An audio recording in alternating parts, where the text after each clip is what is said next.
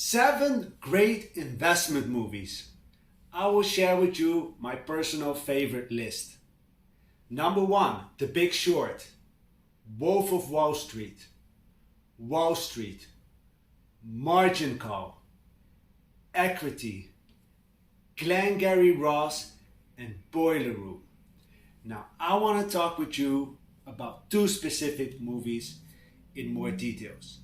The first one is The Big Short, my all-time favorite movie when it comes to the stock market. This movie is about a couple of people that predicted ahead of the market that the stock market will crash in 2008.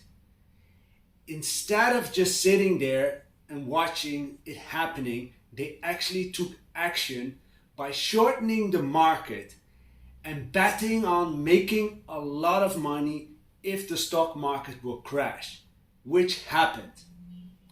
Now, why did they come up with that idea to short the market? What was their reasoning behind their decision? That is explained in the movie in more details.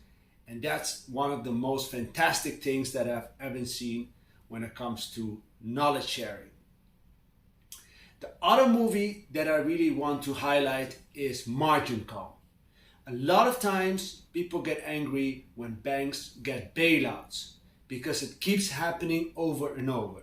A bank goes down, the government steps in, it requires a bailout, and people say, why do banks need a bailout? And how did it happen that a bank came to the point that they lost so much money that they needed to have a bailout from the government?